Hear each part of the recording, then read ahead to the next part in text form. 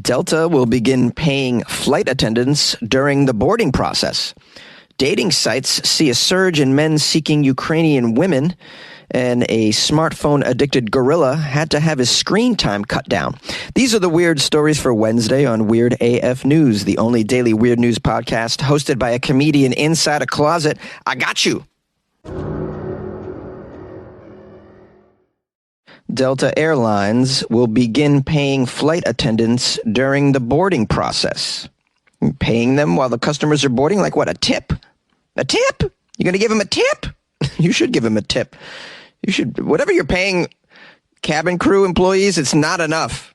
Airlines. I've seen what they've had to deal with because I host a weird news podcast, and I've covered many a story of unruly passengers doing crazy things to the cabin crews. What one airlines was teaching them self-defense, for crying out loud. Yeah, pay them. Pay them during the boarding, during the flight. Pay them afterward. Give them enough money to get therapy. They're going to need it. They need a duct tape budget as well. I've seen them duct tape passengers to the chairs. Give them a duct tape budget. Pass out some pepper spray. Give them everything, Delta.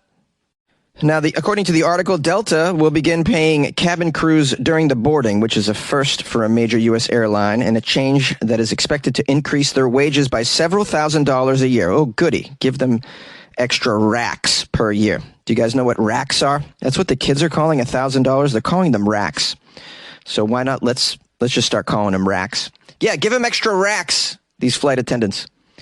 This is a notable change for a U.S. airlines, where pay for flight attendants begins when all the passengers are seated and the plane's doors close. Is that true? Their pay begins only after the plane's doors close? That doesn't seem fair. They do a lot of stuff before the plane's doors close. In fact, there's chaos. There's chaos as everybody's trying to get seated, and then they're all fighting for overhead storage room. Because, there's all these bag fees that you have to pay, so why check a bag at this point? No, you bring as many bags as you can onto the flight, and then you try and shove them in the tiny-ass spaces that they have above those seats, it's not a lot. I've seen those cabin crew have to work very hard to fit all that luggage. That's a lot of work they do before the plane's doors close. This ain't right, man. Delta says the change will begin June 2nd on all flights. In a memo to flight attendants, the airline said the new pay, quote, further recognizes how important your role is on board to ensuring a welcome, safe, and on-time start to each flight. The rate of pay during boarding is 50% of the regular pay rates during the flight. Oh, they're getting half of their regular pay during the boarding? Why? Doesn't make any sense. This isn't right, man. This is like paying a bouncer half of their pay and only paying the bouncer the full pay when they're throwing someone out of the club. Is that a clever analogy? I'm trying to be clever here, guys, but, public school prevents me from being super clever. We do the best we can here. I got to ask, do I have any cabin crew that listen to this podcast that can verify this? Or anybody that identifies as a cabin crew employee that can tell me half of your pay during the boarding process? This doesn't sound fair to me. This change comes as Delta plans to increase the boarding time for single-aisle or narrow-body planes from 35 minutes to 40 minutes, which the airline expects will increase the percentage of flights that depart on time. Yeah, anything you can do to make the flights depart on time, that would be extremely helpful, airlines. When you buy your ticket, it says you agree to a time that you leave and a time that you land. I would say maybe 20% of the time, does it actually happen that way? Can you at least do that? Now, Delta says this new boarding pay for the cabin crew will be extra on top of the 4% raises that they granted to flight attendants last month. All right, good. Pay your people, Delta. I like it. They got a difficult job. I came across a headline that says a man was sentenced to federal prison for attacking a flight attendant during a flight to Pensacola, Florida. That's a follow-up to a story that I covered a while ago. This is what's happening on these flights, man. Flight attendants being verbally assaulted, physically assaulted, all you can imagine is happening. If you don't believe me that it's an epidemic, just type in airline passenger into Google and then look at the headlines that come up. Punches flight attendant, assaults American Airlines flight attendant. Like, it's crazy, man. Groped a flight attendant. This stuff is happening. dating sites are seeing a surge in men seeking Ukrainian women who are fleeing the war. Some dating websites are recently seeing a rise in clients seeking some companionship from those Ukrainian women since the beginning of the war. This is raising eyebrows among certain experts. They are citing one particular Quebec-based dating website called Ukraine.com, Ukreine, which they're citing a section on the website that allows women from the war-ravaged country to connect with local men in Quebec for free. The founder of Ukraine.com is quoted as saying, "We have a double or a triple interest on the part of men. Some men also come forward because they want to offer some help to these women." This website, which has offices on Montreal's Nuns Island and in Kharkiv, Ukraine, markets itself as a truly unique dating site. "All of the beautiful Russian and Ukrainian women you see on our dating site have undergone a strict verification process to confirm that they're genuine, they're honest, and they're very serious about starting a relationship. Or serious about getting the hell out of that area of the world, buddy."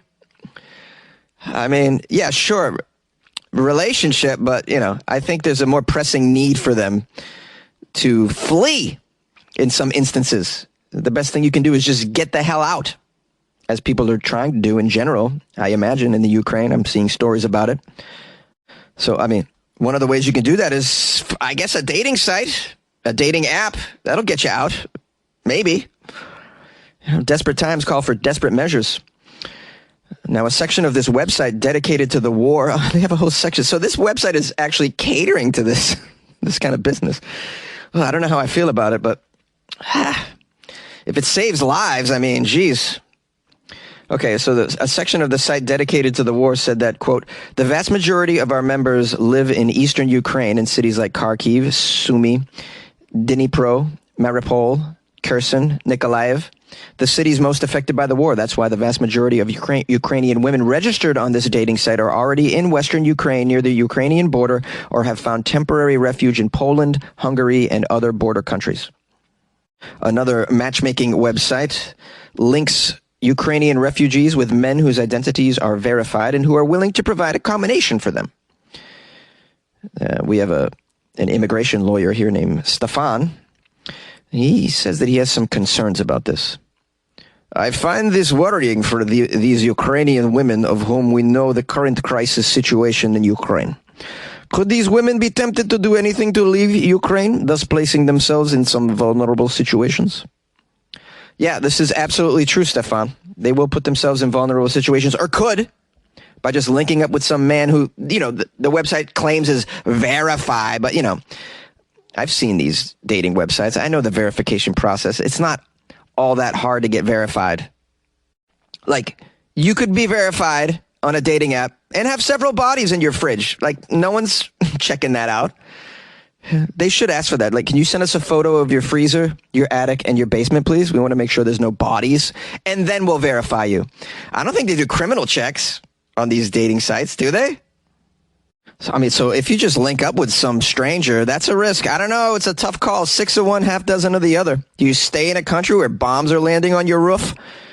Or do you hook up with some guy named Jacques in Montreal who you're not quite sure what his background is? It says here the interest in Ukrainian brides is also happening. Vice News, in fact, reported a Chinese-specific dating website specializing in matchmaking with Eastern European women.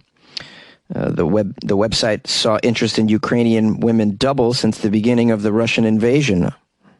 Oh, wonderful. So in order to save your life, you got to marry some dude in China? It's a tough situation. What do you guys think of this? Anyways, call the show 646-450-2012. Is this okay? Is it not okay?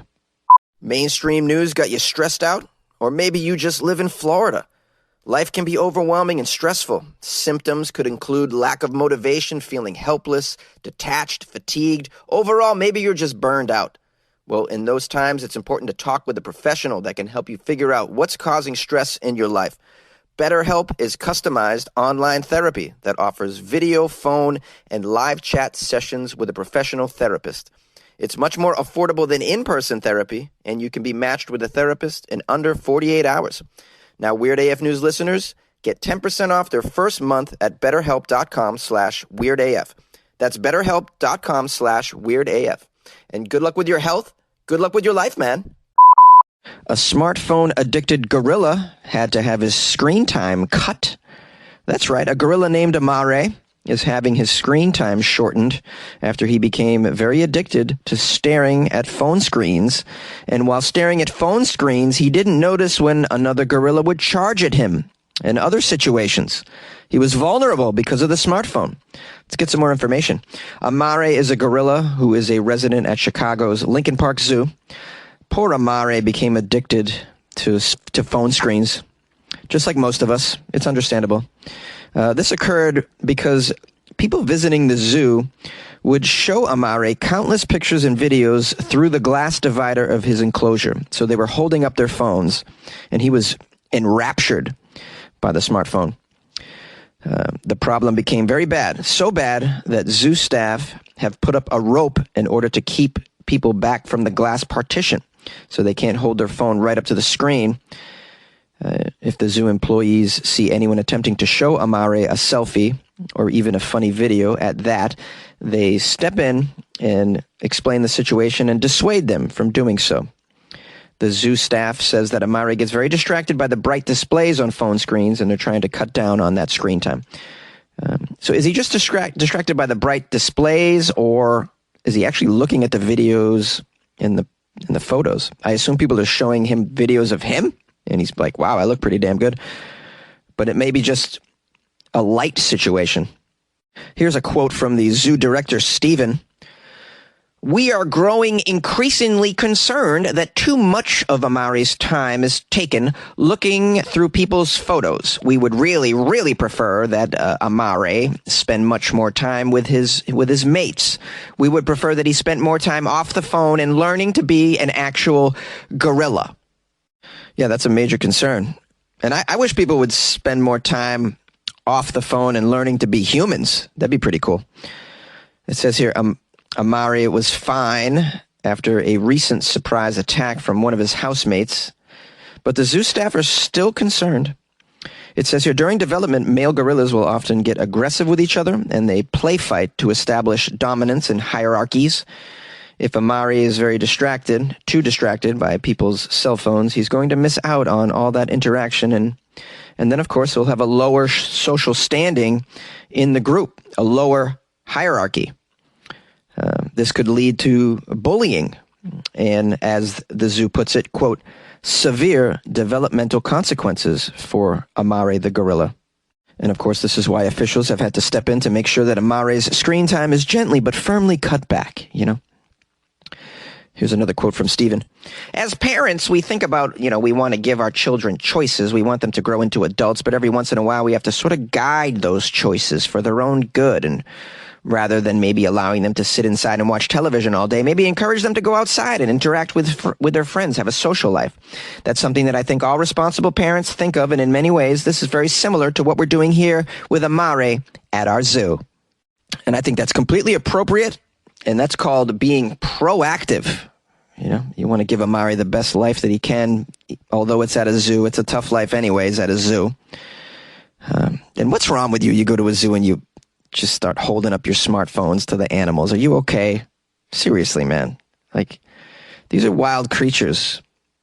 Just enjoy them. Can you put the phone down even when you're at a damn zoo? I don't think people can, man. How sad. You got idiots that are like, hey, look at a gorilla. Let me show him Donkey Kong on my smartphone. I mean, really? Yay!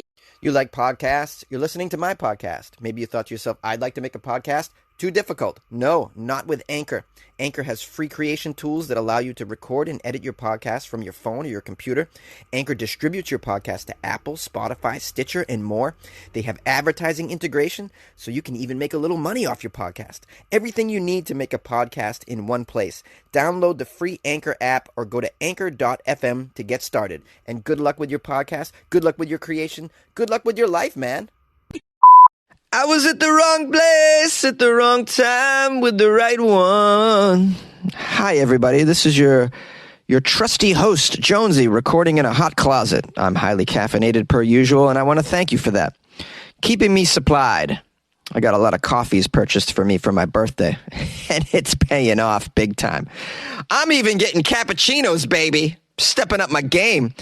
Oh, yes, what would you like? Oh, yes, I'd like a flat white, because I'm wealthy now. Anyways, if you guys would like to call the show because any of these stories resonated with you, please call 646-450-2012. Leave me a message. I got a tremendous call by someone who's a fan of the show, but they dropped too many F-bombs, so I can't publish it. But you know who you are. I appreciate you very much. Thank you. It made me feel nice and warm and fuzzy inside. If you'd like to email me because you've come across a story or something you think I should cover, some weird news, send a link to funnyjones@gmail.com or Instagram @funnyjones as well. That's pretty cool. Oh, on Twitter @funnyjones. Yeah, I think that's enough. That is enough. If you'd like to support the show, you can do so by joining the Patreon. That's right, the Patreon, where I just put in a request. I'm going to do another video, a Q&A video, where Jonesy answers any and all questions.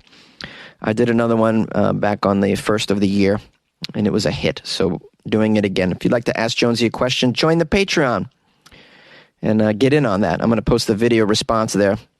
Those videos are pretty good, by the way, I have to say. They're usually about a half an hour long, and they're fun. I like them a lot. So put in your questions, those of you who are patrons, right in the Patreon. How do I join the Patreon, Jonesy? I want to ask you a question. I want to see the video response. How do I do it? I'm glad you asked. Person with a high-pitched voice. Go to patreon.com/weirdafnews. Sorry for the P's, the popping. But when I say Patreon, it just pops. Patreon. You can go to my website, too. Click on the Patreon banner. That's pretty cool. All right. Oh, what's my website? weirdafnews.com. Duh.